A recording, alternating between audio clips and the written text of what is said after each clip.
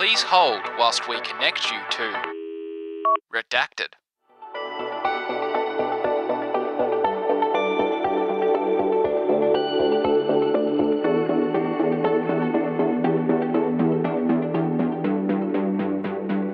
This is Lucy Bishop. And this is Fraser Greenfield. And this is Phil Rose. And you're listening to Redacted. Based in Australia's most divisive city, Sydney, Phil Rose has been running his studio since 2017 with his co-founder, David Knott, bringing Australian design to global attention ever since. Prior to that, he made his way to the US in 2010, where he immersed himself in the US design industry. You may have seen his work on brands such as iFixit, Sunbeam, Click Clack Philips, Williams-Sonoma, Breville, and Sage. G'day, Phil, and welcome to the show. Thanks, Fraser. Great to be here, mate. Who is Phil Rose in 100 words or less? 100 words, that shouldn't be too difficult. My name's Phil Rose. I'm an industrial designer and have been for a little over 20 years now. I'm the co-founder and creative director of Alquemy, which is a boutique industrial design consultancy with a studio in Sydney, Australia, and a studio in Cleveland, Ohio. And I'm also the founding designer of an outdoor furniture company called Common Tiger. Ooh, great name. Maybe going back a bit, and this might be a little redundant, how did you discover the field of industrial design?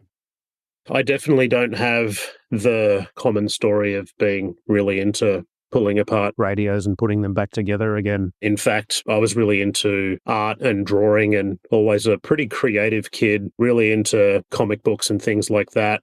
Probably when I was in the 9th, maybe 8th grade, I really got into animation, which got me into working in 3D Studio Max and getting into CAD and things like that. And then growing up in Canberra, Australia, it's not the most happening place in the world, and going through year 11 and 12 and trying to figure out what I wanted to do with my career and if I wanted to go to university, and had the classic career advice from the guidance counselor at school saying, "Oh, you're good at drawing, you should do graphic design." That was where my head was finishing year 11 and 12 was, do I go and do graphic design or do I go and do 3D animation? And I went to the University of Canberra Open Day to check out the design school and have a look at the graphic design course. Walking through the hallways, I serendipitously stumbled across the industrial design exhibition, and it just really blew me away. There were these photorealistic models of cameras and vegetable peelers and sketches all over the wall. And there was just these very different disciplines all focusing in on one industry. And having just been through the graphic design exhibition, which was more typography, I really had this moment that I didn't know what this was, but this is what I want to do. And then speed running 3-4 years of university, what happened then? We were really lucky at university. We had a couple of really good tutors in a row. When we were in first year, we had a young guy named Phil too, who was our sketching tutor, and he was just this phenomenal guy who had this great career in Melbourne but wanted to become, I believe, a Buddhist monk. So was having a bit of a career change and tutoring at the University of Canberra to figure out his new path. He really got our year a lot of great foundational design skills. And then on top of that, when we were in fourth year, another moment of serendipity, we had a tutor come in and a lecturer come in by the name of Chris Hardy, who is actually now the design director at Breville. And just before he came to the University of Canberra, he was a designer at Caroma. This guy coming in fourth year who had this really fresh industry experience and really lit a fire under all of us. So when we finished uni, the class of 2004, there was some pretty top-notch designers in that class. So we all were lucky enough to get jobs really quickly. In fact, I went for a job interview at Tiller & Tiller in Sydney on a Thursday, was offered the job on the Friday and started on Monday. So I had to figure out how to move to Sydney over the weekend. So I just jumped straight into it. I think at that time, particularly in Australia, the industry was so competitive. If you were offered a job, you just went for it. Well, it's good to see that Rob was more willing to take people from out of state than he is now. Interesting. As I understand it, you later moved to Sunbeam? I was at Tiller & Tiller for about a year and a half, the classic consultancy experience where you're doing lots of hours, high burn, high churn, really enjoyed the projects and the team. But that was around the time when that you see in the industry, particularly in Australia, where it goes through this cycle of in-house consulting. And during that time, which would have been probably 2005, 2006, the in-house teams were really trying to build up their staff base. They were paying quite a bit better than consultancies, which is often still the case to this day. And I had met their design director, Chris Ware, at a design competition, and he had been trying to poach me from Tiller and Tiller for a little while. And eventually I went in and met with him, and the team felt really good. So I joined Sunbeam. And this would have been before Sunbeam eventually started competing in the $25 lower end of the market, which it ended up in the 2010s from memory. The story of Sunbeam is a little bit bittersweet with that race to the bottom. And you look at the two paths that were chosen by Sunbeam and Breville, really going after the top end of the market, and Sunbeam trying to fill holes on shelves in retail. You cut to 20 years later, and I think it's pretty evident which strategy was the most fruitful. I believe they worked with Mark Newson to make a kettle and toaster range in 2015. And it was almost like they knew what the pivot had to be, but it was years too late. It was too late, and there was new management and even new ownership. I can't remember the exact specifics because I wasn't there, but I believe Sunbeam was ultimately bought by, it was either Jardins or Newell, and they have a big design team in the US. So the Australian model really became about creating appropriate CMF strategies for the US designed products to sell into the Australian market. And then, as I understand it, you were at Sunbeam for 4 years. You left in 2010, and then you went to Breville. What spawned that change, and then what was Breville like? I should go back a little bit and just speak to the Sunbeam days. I was there for, like you said, about 4.5 years. And for me, I think probably Sunbeam was one of the best jobs I've ever had. It's where I met my wife, my now business partner, and still a bunch of colleagues and mates that I spend a lot of time with every day. The reason why Sunbeam was such a great job is because it didn't have a clear visual brand language that ran across the entire brand. It was really more about designing collections, which meant as a young designer, you had the opportunity to really create these cohesive visual brand languages for smaller product collections. As an example, they had the Cafe Series collection, which was their premium offering, but we were really looking after a lot of the steam irons and things like that. And being a designer with only 3 or 4 years experience, really understanding how you build a cohesive collection of steam irons that go from entry price point all the way up to really premium and high end, and how you can leverage CMF and leverage forms and proportions was a really great experience for me early in my career. Yeah, absolutely. I feel like people don't really emphasize enough at university creating families of objects. It was spoken a little bit about it when I was there, but when you put it in the concept of, like you said, different price points, or even like Mark 1, Mark 2, Mark 3, what are the features that tie this all together? How do you actually separate each generation in the roadmap? I think also from a business standpoint, how do you use common parts? Similar tooling across a collection, that value or channel strategy becomes really important. We were very lucky at university. We had a gentleman run a course. His name's Mike Cooper, and he's a bit of a branding, marketing guru. He does a lot of the product graphics and packaging at Breville now, and he instilled that in us when we were in third year. So we were really lucky to have that exposure. But I agree, Lucy, there's not enough talk about that at university, and it is such an important part of that fulcrum of design and business. Yeah, absolutely. It was also interesting hearing you talk about using common tooling over the range and knowing what to change and what not. Because when I think about that, I think that's something that the auto industry does really well. Absolutely. What parts can we exchange that are going to be cheap for us to remanufacture a new shape in order to bring a different aesthetic value or value add in some way? Yeah, totally. And one of the first clients we had at Alquemy is a New Zealand brand called Click Clack. We designed these tools and gadgets for those guys. I think I know Click Clack, yeah. They've been around for a while. They've done some really cool stuff. They used to do a lot of work with Michael Graves back in the day. This first project, there was a very tight timeline, very tight budget. And Click Clack actually came to us and essentially wanted us to source existing heads, potato peeler heads, ladle heads, things like that, and design bespoke handles for each one. But we were actually able to really try and convince them into approaching it the other way around, where we start from scratch, but we essentially create two handles that can work across multiple heads. We were really able to minimize the tooling costs by using a lot of shared componentry, and that enabled them to get a completely new design language into market without a hugely onerous tooling fee. This is Phil Rose,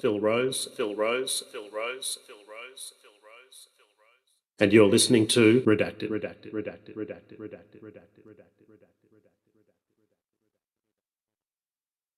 Hey, it's Louis here. At Redacted, we believe that everyone has a role to play in making the world a little better, even in the smallest ways. Sometimes shining a light on the good stuff is all it takes to spark change or rally others to a bigger cause. This is why we've teamed up with the Better Future Awards, a global network of designers that celebrate products, studios, and ideas making a real difference. Whether it's environmental impact, social equity, or economic outcomes, these awards highlight the work that pushes us forward. To find out more about the Better Future Awards, head to thebetterfutureawards.com. That's betterfutureawards.com. You can also find a link at the top of the show notes. Redacted.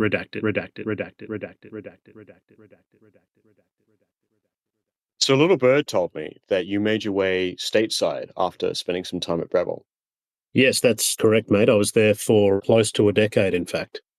Wait, close to a decade. So how did this process go about? Did you wake up one morning and thought you got to go to New York? It was actually Pittsburgh. But all joking aside, mate, I had always wanted to try and get over to the US. When I finished uni, I was offered a job at a design consulting firm in Orange County, California, and was pretty gung-ho about that job and got cold feet leaving Australia and making such a big move when I was, 21 or 22. So decided to hone my skills a little bit more here in Australia, and working at Sunbeam and Breville, got very competent at the back end of industrial design, knowing how to do a lot of design for manufacturing, design engineering, CAD surfacing, the really tactical, practical tools of an industrial designer. But I was always really aware that the US offered bigger budgets, bigger clients, broader opportunities, and I really always had my heart set on spending some time there and really understanding how to tackle and understand that front end of design, really figuring out the what and the why as opposed to really just the how. Did you have a strategy for getting this job based in the United States?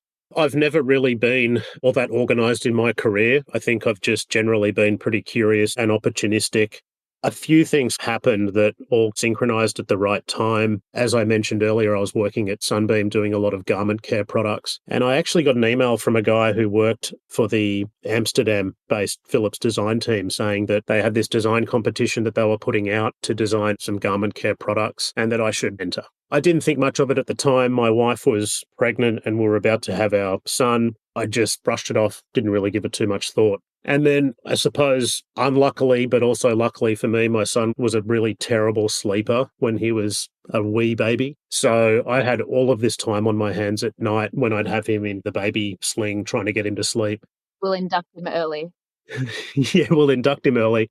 I'm going to get him to learn CAD. No, so I'd have him sleeping on me and I'd just be pumping CAD on this Philips garment care competition. Again, didn't really think too much about it. And a couple of months later, sitting on the couch, got an email and I'd come first out of 400 and something applicants, which was huge. And that really put me on the radar of Philips Design, which is where I ended up.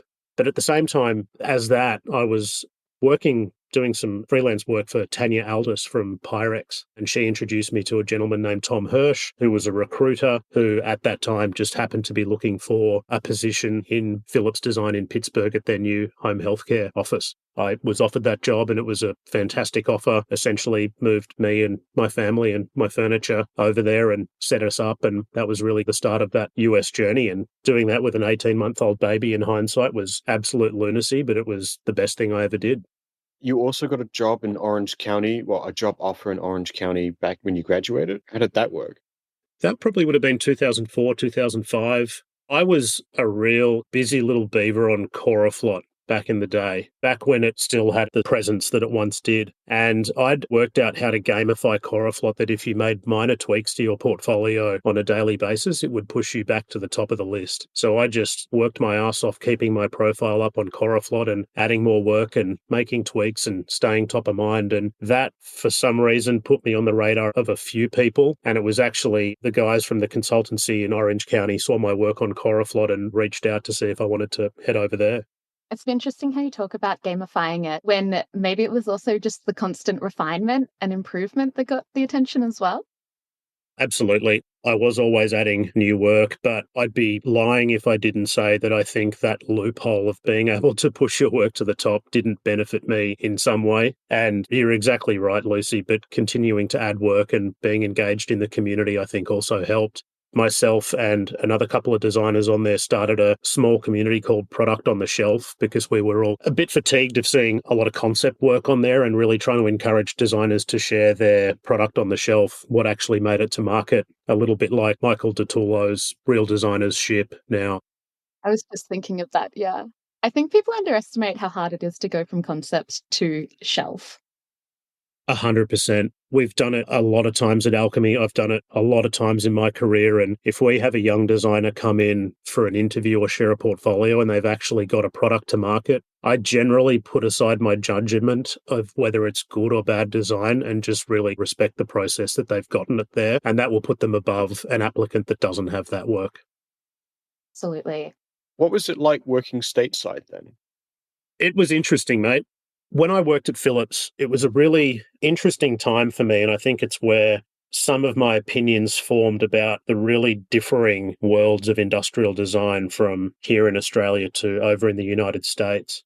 A great example of that was working for Philips Design. Traditionally, these guys have been real champions of leading design thinking, being really immersed in the front end of design, almost being philosophers as much as they are designers. And having come from Breville, where you spend 2 months doing concepts and then 2 years doing CAD detailing, it was a real eye-opener for me to see that you actually now have the opportunity to spend 12 months really just doing the design work and trying to find the reason for the product to be and to really understand the consumer and the strategy and the user, even down to understanding the metaphoric story of the product itself. And when I first got there, I was given a project and I treated it like any good Aussie industrial designer would do. And I came up with a solution and did the CAD and went, all right, it's finished. And it was so far from finished.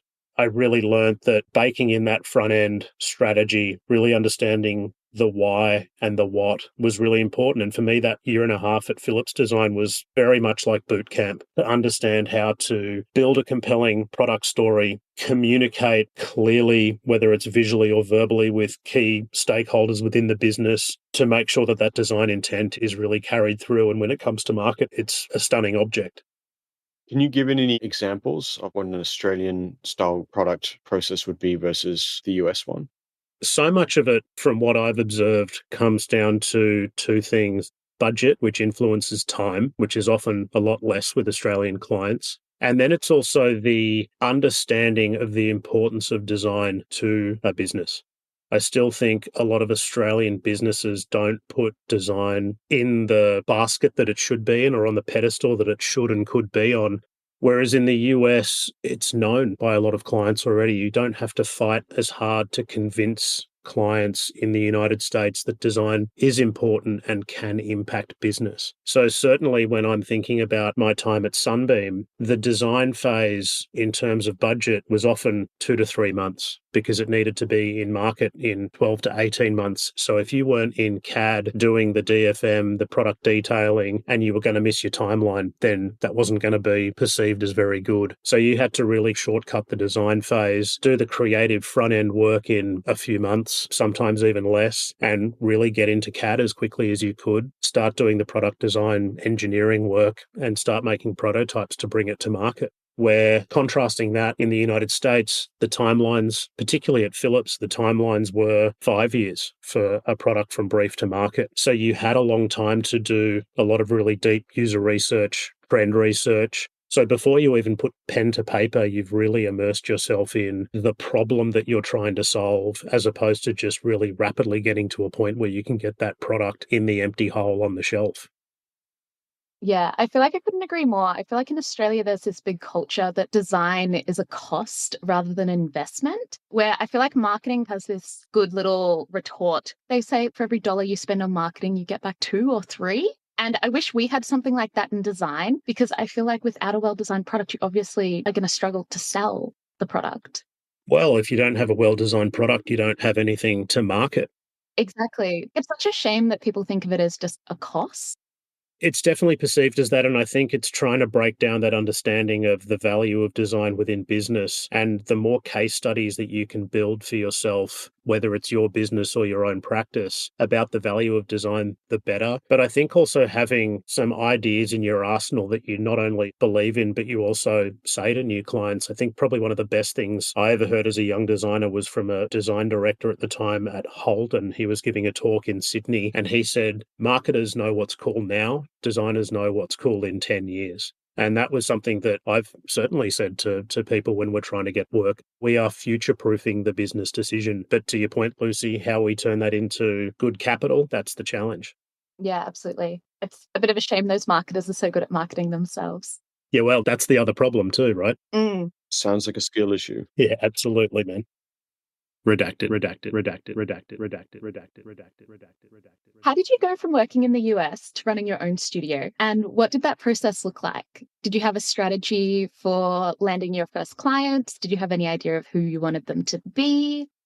It's a long and hopefully not boring story, but after I left Philips, I went to Williams-Sonoma, where I worked for 4.5 years. And there I helped set up their first internal industrial design team that designed more complicated functional products. They had designers there that were looking at dinnerware and decorative accessories and things like that. And the design team that I came on board and helped build was really looking at ranging from silicon spatulas all the way up to small appliances. I love Williams-Sonoma. I've only been to the one in Chatswood. We don't have it in Melbourne. Ah, okay, that's a shame. You'll need to head to the US, Lucy, and check them out there because they're pretty amazing. Yeah, absolutely.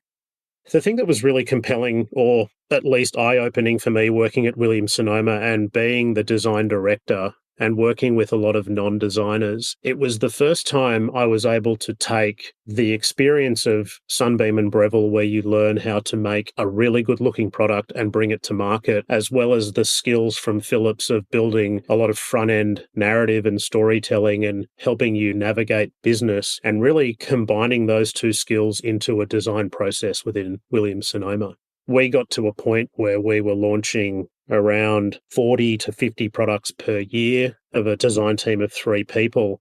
Wild. It was crazy. I mean, I wouldn't advocate for that design process. It was too much. Are these really different products, or are we talking a fork a week and a knife the next week that matches the fork? It was always collections, so things that would have multiple SKUs. Multiple SKUs a week for 50 collections a year? Yeah, not quite a week. You just have a lot of projects going all year. You have 10 to 15 projects with 10 to 15 SKUs in them. And the way that Williams-Sonoma typically worked is it was all seasonal launches. So for most of the products we were working on, we were always trying to get them in store right before Thanksgiving so that they could sell within that season.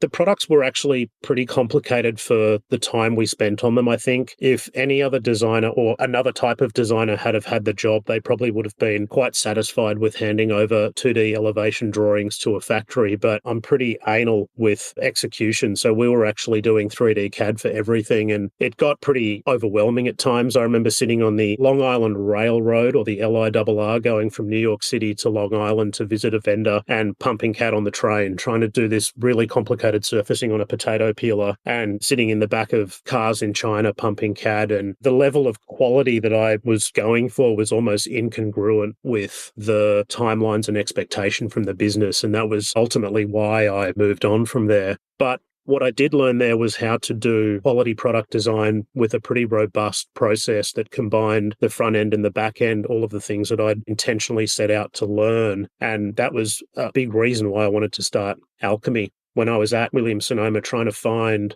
Bay Area design consultancies that could do that gamut of work was really, really difficult. And I saw a gap in the market where there weren't a lot of design agencies over there that were able to do the beautiful front-end work and then execute it all the way to market. That for me was the nucleus of the idea of founding Alquemy. I didn't really have a strategy for how I was going to go about it. I didn't know if I was going to do it on my own, if I was going to try and find a business partner. And quite randomly, I was back in Sydney on a family holiday, driving through Rosebery when I saw David Knott crossing the road with his lunch. And I was actually with my wife and son and some friends, and we were going to have lunch somewhere. And I just said, there's Dave. I haven't seen him in, 5 or 6 years. I'm going to jump out and go and have a chat to Dave. And he and I ended up having lunch together, and we spent way too long complaining about our current jobs. It was at that moment where I said to him, mate, I've been thinking about going out on my own for a long time, looking for the right business partner. Are you interested? And it snowballed from there. And within about probably 6 months from that point, we'd started Alquemy. Did you have a strategy then? And did David come up with it? David is a fantastic business partner. He brings a lot of business acumen to the team as well as being a top-notch designer. He'd actually been a CEO for the company that he worked at previously, so he had a lot of understanding of running a business, finances, things like that. He wrote a really good business plan, which helped us foundationally. But I think the moment for us that really set us off, I reached out to Tanya Aldis, who was the design director for Pyrex. I'd done some freelance work for her, and she's a great example of an Australian woman kicking ass overseas. I reached out to her to let her know that I was leaving Williams-Sonoma and to see if Pyrex had any work that they needed to do. She took a massive gamble on us and basically signed us up for a really well-paying year-long project, which was just like, holy shit, we can just go. We can get all the equipment. The bread and butter is here in front of us, and it really gave us that first year to just get our teeth into the business and start doing good design work. We were so lucky. What was that first Pyrex project? It never made it to market due to a number of reasons, so I'm not sure how much I can say. It was essentially, in a very simplistic way of looking at things, designing a collection of new glass bakeware, essentially redesigning their iconic products. But on top of that, Tanya was very good at educating us on how to think much more strategically about design projects and don't just look at the singular object or the singular visual brand language. Look at a holistic, cohesive brand narrative that can turn into multiple SKUs and a really deep strategy. And that was essentially what we did for 12 months. So not only did we round out that project by delivering a beautiful new elevated visual brand language, but also a pretty robust roadmap of products that Pyrex could then essentially roll through and have their internal team execute upon. That's very cool. So, Bill, where did the name Alquemy come from? When we started the business, it's so hard to come up with your own name. I like it's so hard because it's both the most important thing and the least important thing at the same time. 100%. I was listening to a previous episode, Lucy, where you were talking about your brand. I believe it's Future Heirloom. Future Nostalgia. Yes, Future Nostalgia. And I was reminiscing at that point where we were throwing around similar ideas with the word heirloom and things like that. So there's a crossover there of that idea of creating beautiful, long-lasting things. For us, Alquemy really came about one night. The first couple of years we had the business, I was still in San Francisco and Dave was in Sydney. So we'd have these early morning and late night calls every day. So twice a day we'd connect. And early on, we were throwing around ideas for the brand name. We stumbled upon Alquemy because it's that notion of making gold or making diamonds out of nothing, which I think is a really big part of the design process. It's obviously spelt in a pretty wackadoo kind of way, and that really comes from the availability of domain names, hence why we went with the ALQUEMY. But the thing that we did like about that spelling was that it contained the letters AU, which is Australia, and something that was very important to us. Cool too, because it's also gold on the periodic table. Exactly. Our first logo was the AU from the periodic table. You're all over it, Lucy. Yeah, awesome. It always felt like this roadblock to come up with that name. And as soon as we had it, it was like, okay, tick that box and just keep moving forward on the business side of things. But I'm really happy with the name. I debate when I go to bed at night if we'll ever be able to afford the proper spelling. And one day maybe we will. Maybe alquemy.com. If you're listening, you can hit us up and we can come to a deal. I love that as an ultimate goal. Yeah, that's my dream. I think you also need an office mascot called Midas. Oh, nice. I have a good friend who I met in San Francisco who's now back in the UK, and he owns the domain name manmade.com. That's so good. My cousin has had Isabella.com since she was born. My uncle bought it real early, and I always give my dad a hard time. I'm like, if you loved me, you would have bought me Lucy.com. So how come the logo isn't Alquemy inspired? We very recently started working with a branding agency called Inklab. They've been mentioned on the show before. They're good mates with Tom Skehan. It's been a really interesting process letting go of our creative oversight into our brand and to have what clients come to us to do, which is to really diagnose their problems and to diagnose their business and to help them create an identity that resonates with their target customer. We've been working with Inklab for about a year now, and they've really tried to push us out of our comfort zone. The thing that I love about where they've taken our logo, the A, is actually inspired by a process map, because so much of what we do is really about our design process, and that process map being really key to what we do and how much we follow these process maps and building that functional practice of design into our branding. Redacted, redacted, redacted, redacted, redacted, redacted, redacted, redacted, redacted, redacted. Looking back on your early days, what could you have done better in those initial years, and what did you really excel at? Not to give too much away about the behind the scenes of Redacted, but we do get the questions early, and it's one that I've really been wrestling with and thinking about. It would sound really arrogant if I said I wouldn't do anything differently in the early days, but I don't actually think that I would do anything too much differently. And that's really because my path has been really serendipitous, and I've just followed the opportunities and looked for new adventures and opportunities as they've come along. That's driven my response to that answer in the early days. But if I could do something differently, it wouldn't be in the early days, it would be in the middle years. One thing that I really regret was living in San Francisco, which is arguably the design hub of a lot of the Western world, and not going and working at one of the big consultancies like an Ammunition or a Box Clever or a Branch. I think going out and starting my own consultancy without any consulting experience at all was really daunting. And I think the ability to learn from the best about how to run a business would have been really valuable. Going back to the early years, I'm really proud of my career, going to places like Sunbeam and Breville and learning those really hard tactical skills, and then consciously pushing myself to go to the US and learn the other side. Yeah, I feel like there's also value in being from the other side of the fence as well. And obviously it's not ideal, but sometimes a baptism by fire can be good as well. Throw yourself into the deep end. 100%. I think it's about trying to stay curious and keep learning and follow your nose a little bit. My first 10 to 12 years of my career, I moved around a lot, and that was about trying to seek that knowledge and going after learning new things. Interesting thing about industrial designers, we're all incredibly curious. In my work, I feel like I'm always doing things that are so unrelated in my personal life. And I'm learning all these random things, but somehow they all sometime in the future become little snippets of information that you wouldn't have guessed you needed, but were relevant to that design project then. It's funny too, because you become an expert for 12 months in a really specific field, and then you never think about it ever again. Yeah. It's so strange to have a hobby when you're an industrial designer, because you might be doing a waffle maker, so your hobby is waffles. You might be doing a plant-based milk maker, so your hobby is plant-based milk. When you immerse yourself in a project as much as designers do, it really becomes your life for a period of time. And then you look back 10 years later and go, oh, that's right. There was that period of time that I was really into ironing shirts. Always feel kind of like Madonna in that I feel like I'm constantly reinventing myself because I have all these new hobbies all the time, but that's also my ADHD speaking. Going back to not working at a major San Fran consultancy, that means you don't pick up their process, which means you also don't pick up their ways of doing things the wrong way occasionally. How would you say you built the Alquemy way of doing things? And what is it exactly?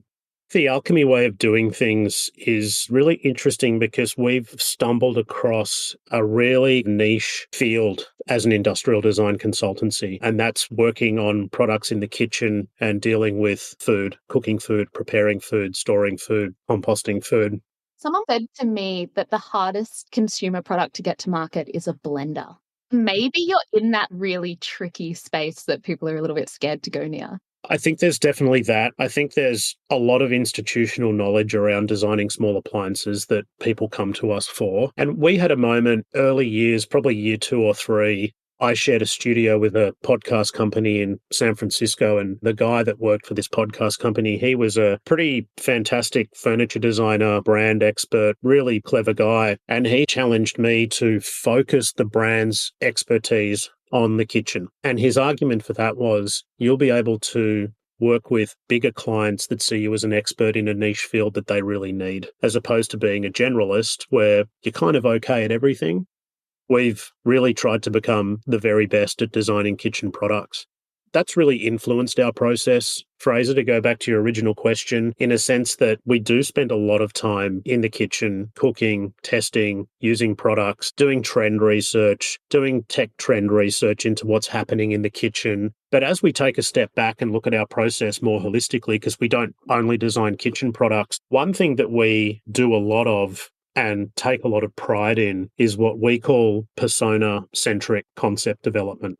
In a very simplistic way, we have the 4 Ds like every design consultancy has: discover, define, develop, deliver. But within that discover phase, we do lots of research into users, trends, brands, things that are really relevant to that client or even adjacent to that client. And what that helps us do is formulate an understanding of who their customer might be. So when we then go and step into doing concept development, it's not concept 1, concept 2, concept 3, this one's round, this one's square, this one's squircle. It's actually more about this particular design from an aesthetic standpoint, from a functionality standpoint, from a user expectation standpoint. We're designing it for Lucy and her needs and her space and her lifestyle. Where concept B, we're designing it really directly for Fraser, who has different needs, much smaller hands than Lucy, and has a completely different environment with which they live in.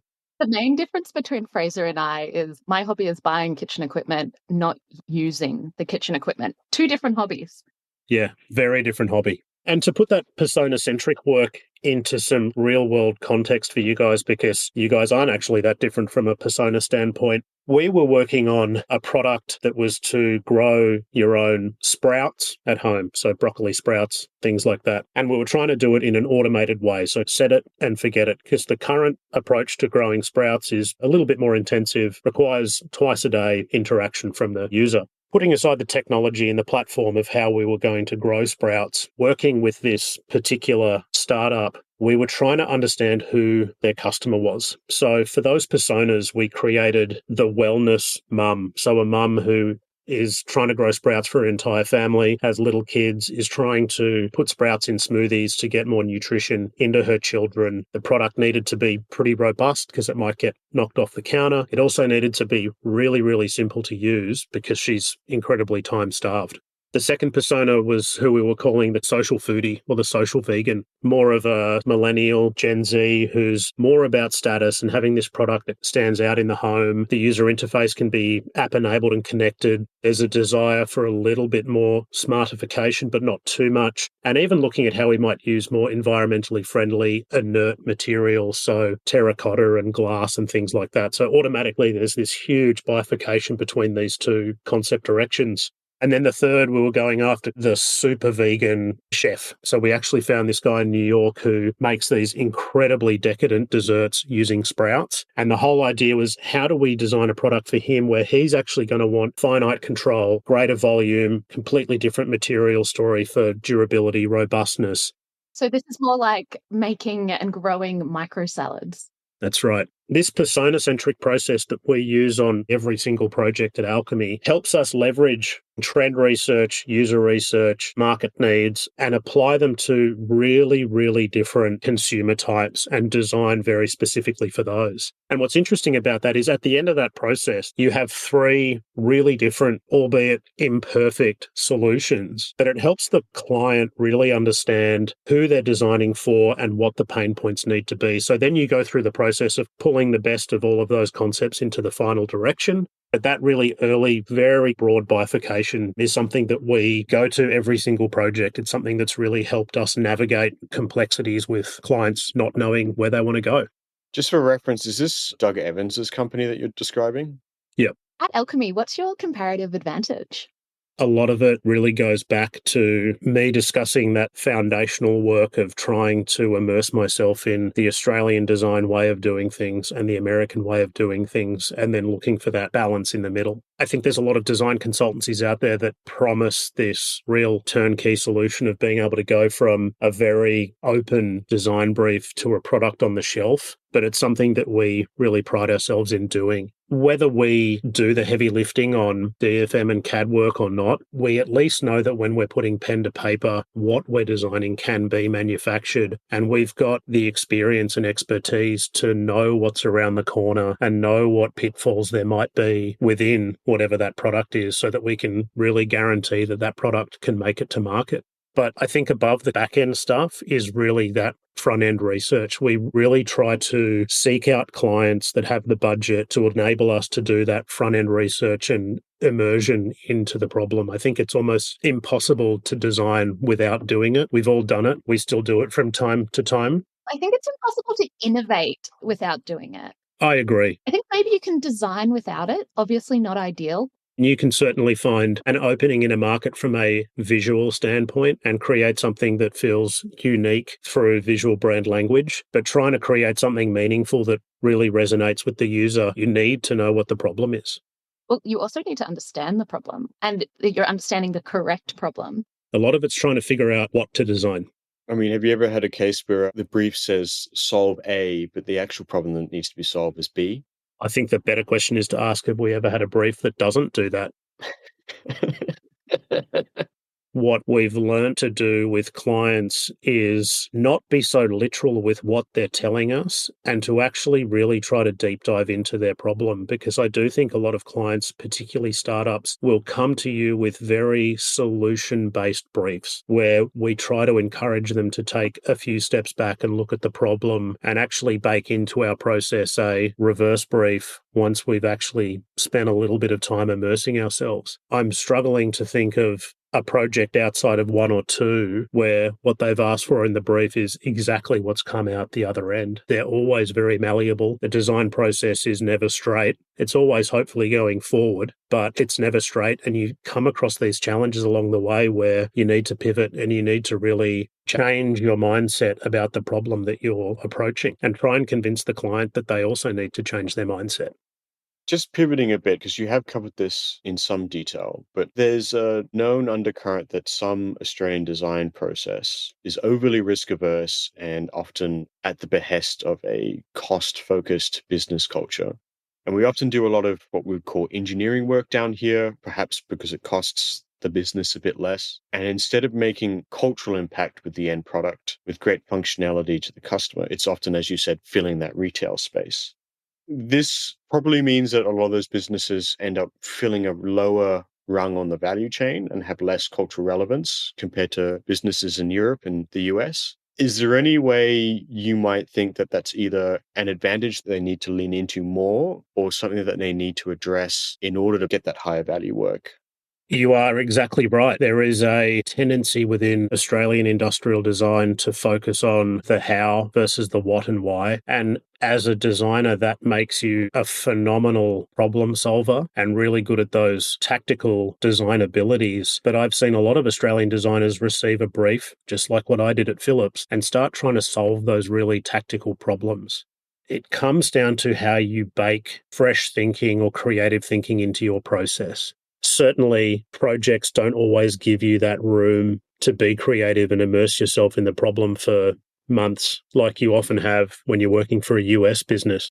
We find certainly at Alquemy, if we have these really fast turnaround projects where we don't have a huge amount of budget for the front end work, which thankfully is becoming fewer and far between, we do have collaborative brainstorms. And that's something that I'd encourage every business that has a design team to spend more time doing. It only takes a day of prep and then a day of running a brainstorm. And that can really help you understand the what and why really quickly. So within 3 days or 5 days, you've spent more time diagnosing the problem. So when you are forced to jump into the how so quickly, you at least have a little bit more of an understanding of the problem that you're trying to solve. I see a lot of young designers in Australia get a brief and just start figuring out how to create a CAD model with the right draft angle. And that's not the approach that we should be taking. We need to create room and space for that creative thinking at the front of every project, whether it's a day, whether it's a month. Getting a room of key stakeholders together with your design team to talk about the problems and converse about how they may be solved, and really early on understand if you are solving the right problem can be very helpful. I think that can really help us start to build more meaningful and more impactful products. I think it's interesting as well because ultimately that draft angle is going to get resolved, but that time and dedication at the start of the product isn't necessarily going to happen unless you push for it. Someone is going to work out that draft angle. Yeah, absolutely. There's the must-haves and the nice-to-haves, and I think we've got it a little bit the wrong way round here in Australia in some instances. Now, I'm obviously being very general at the moment. There's a lot of great design that happens in Australia, but I think at a practical day-to-day basis, there are teams that are forced to get things done really quickly. And you're exactly right, Lucy. Those technical details are going to happen. So giving yourself the space to be more creative and be a little bit more open-minded about the problem is going to yield really great results. That sounds nice on the face of it, but I know, having spoken to some of these consultancies, they believe that the domestic market just doesn't have the willingness to spend the capital to do those sort of processes. And that sort of informs this jump into the bosses and the ribs first. How do you convince the client that it is worth spending the extra time, the extra money on that front end process, especially when you know that there are 3 businesses down the road that will do exactly what they're asking, regardless of whether it's in the client's interest or not? One thing which is obviously easier said than done is in that pitching process or RFQ process, try and demonstrate case studies where you've shown design's value and how it's actually impacted the business on a financial level, which leads into this idea that I certainly learnt living in the US and working at Williams-Sonoma is learning to speak like a product manager. Instead of speaking like a designer and being a little esoteric about driving and striving for these creative avenues or creative processes, learn to speak like a product manager and talk about how early design work will enable them to have a better product with greater channel strategy or better CMF solutions so that they can build a roadmap. It's about trying to talk about how holistic design thinking can have a sizable impact on the business outside of just one product. Now, adding some color to that, Fraser, with Alquemy, we've worked with maybe 1 or 2 Australian clients. I can't speak to those pain points because we haven't lived it. We haven't had that off-the-street inventor that comes in and just says, I just need you to make me a prototype, go and get the CAD done. But I suppose the guidance I would give to any design agency or designer who's got a sole practice when they're in that sort of situation is to really speak to those benefits and try and talk to them on the level of business as opposed to the level of design. Yeah, it's ironic for the client in the end because there's more nuanced things at the start of the design, really distilling what the problem is and really giving it space and being able to come to the solution is actually a much harder and more valuable skill and a better way to spend their money than actually focusing on the hard skills and the CAD and the ribs and everything, because that's actually something you can outsource for much cheaper. Yeah, absolutely. You're better off investing in the problem and the solution and not the hard skills. But I think that's something definitely in Australia that a lot of clients don't understand. I also think there's a learning curve about saying no. Every time you say yes to a client that is getting you to focus on the end of design that doesn't bring as much value, you're taking up time and resource where you could be working with clients that do want that value. Part of the problem of working in such a competitive industry here in Australia is there is this anxiety around not having money coming in the door and saying yes to every project. And I think having a little bit of courage to say no and then use that downtime to do business development, social media activities to try and really find those clients that will give you or at least support your process to do your job in the way that you need to do it to deliver those results. Oh, we've actually done the research. And you're like, oh, great. So what is the market viability? They're like, what? Oh, it's viable because I said it was. And we'll often say to those clients, and it's very hard to do, that we're not the right partner because we're not setting ourselves up to succeed. That takes courage, and we've been really fortunate enough to have clients that have paid well enough that we've built a runway, which is another really valuable thing for design agencies to try and learn how to do, is build that runway so that if everything falls over tomorrow, we can survive and not have to lay anyone off for 6 months. It gives you a little bit more freedom. Having a slightly shittier office in Artarmon versus having a really schmick office in Surrey Hills actually allows us to maintain our design integrity and not have to say yes to every single product. And maybe one day we'll end up in Surrey Hills. It's also not only about not having to let people go, but it's about keeping the talent you have. Absolutely, Lucy. I mean, one of the things that's really dawned on me as a business owner now is there's 4 or 5 guys that rely on me to keep them gainfully employed and happy, and they've got wives and kids, and it's such a big responsibility to keep these people employed. But even from your perspective, you've got this great team. If you can't keep them employed, you can't necessarily get them back either. That's right. And there's also the dichotomy where often these designers leave your studio as better designers because of the work you've put into them. But equally, that's the game. And you keep those relationships because if in 3 or 4 years' time, one of these designers ends up being design director at a big in-house company and they're looking for a consultancy, being true to your crew is really important. I haven't heard true to your crew before. That's cute. I just invented it right then. I love it. So to summarize, your way of skipping out on chaff work would be make sure you have enough runway that you can comfortably say no. 100%, mate. Don't do it in the first place. That is certainly easier said than done, skipping out on chaff work and getting a runway. In our second year of business, we were massively over-leveraged on projects. We had 2 designers, me and Dave only. We had a contractor in the US, and we were trying to manage $15,000, $10,000 projects, and it was an absolute nightmare. And that was the year for us that we learnt that you're better off saying no and going through a little bit of that famine, because I don't think you open a design studio unless you're really well aware that it is feast and famine, and use those downtimes to build business development into your weekly ritual so that you can really try and not be in a situation where you have to do 6 months worth of CAD detailing. Redacted. What would you say, in your experience, is the best way to advertise or draw in clients that suit the Alquemy business goals?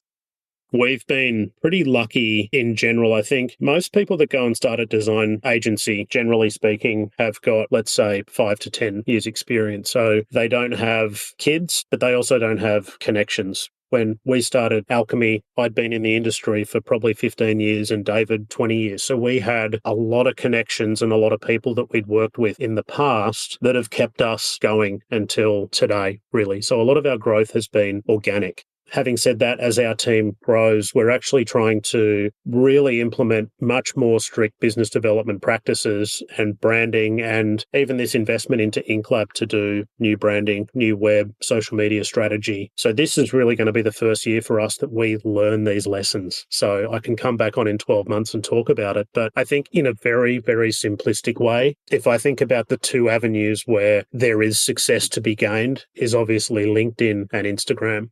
For us, LinkedIn is the perfect place for us to find new business. If you can be on LinkedIn, coming across as a thought leader, engaging with the community on a regular basis, it spreads. Instagram, we don't find necessarily as a place to find new clients or to find work, but it's a great place to find talent and to engage in the community. So LinkedIn is professional development, while Instagram is community development. Yeah, absolutely. So since you said about coming back in 12 months, what do you think will be the challenges ahead of this new development?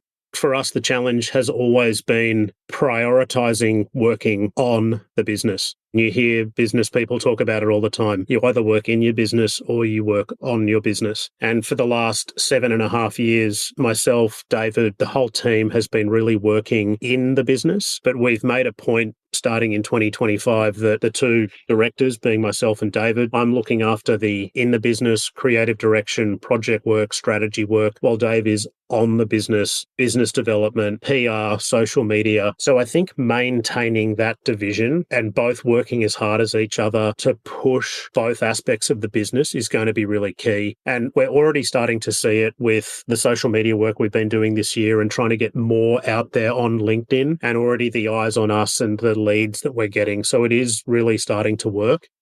Other thing that's really valuable is all of these Instagram, LinkedIn, they all offer you quantifiable answers. As such, it's like we know that this is working because we can quantify it by the numbers.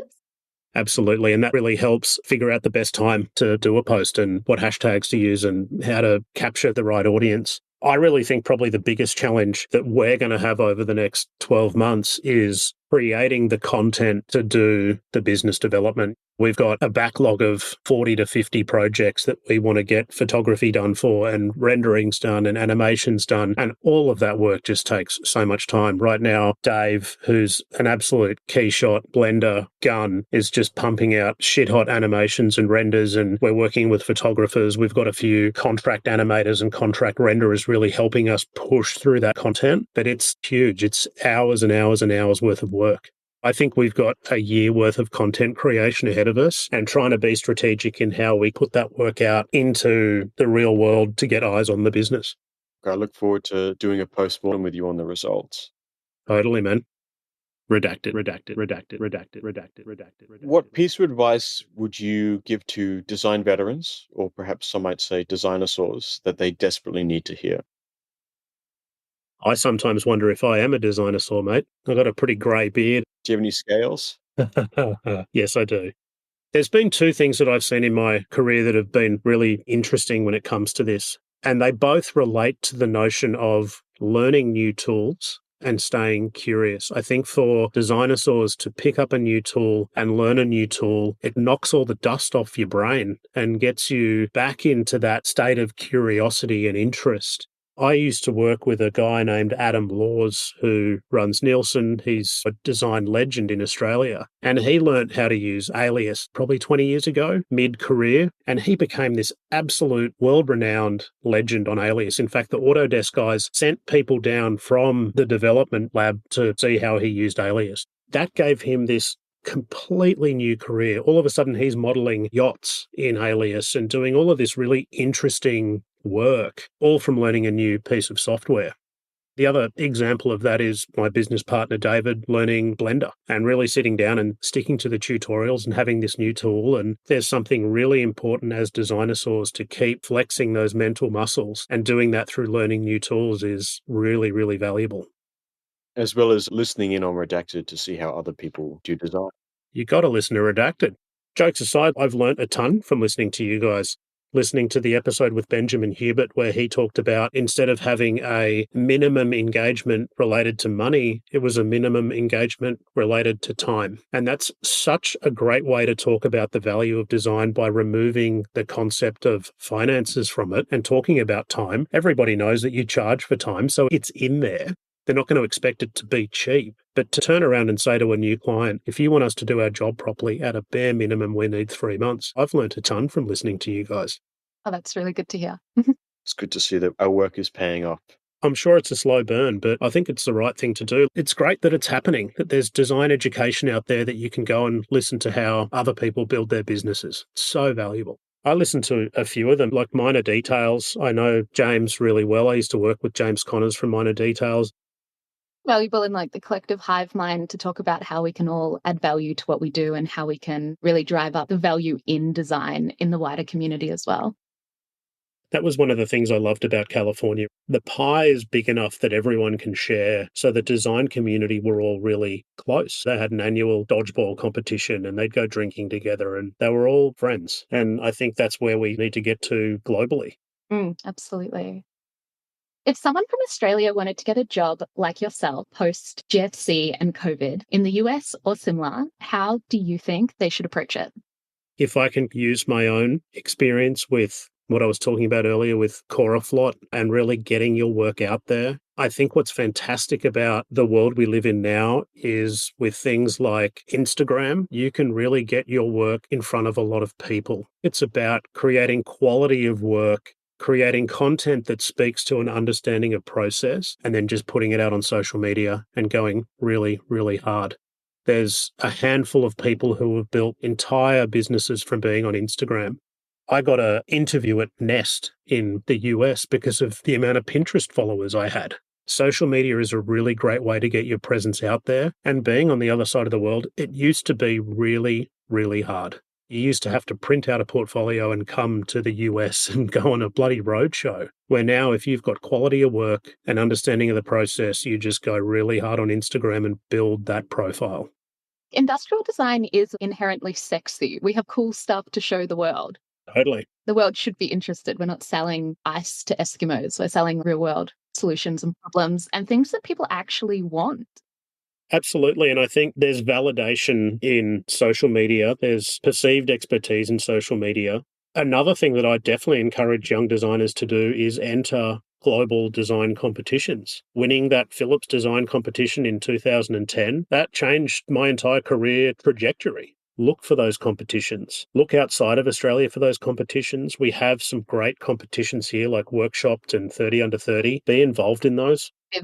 Vivid, yes, good plug. Get involved in those, but also look internationally. If you want to work in Europe or the US, enter the competitions in that market and be involved.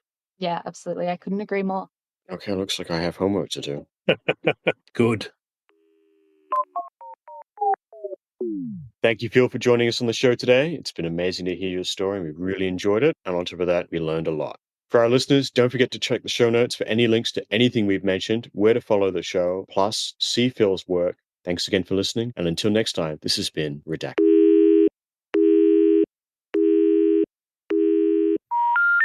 The number you have dialed has not been recognized. Please check and try again. The number you have dialed has been redacted.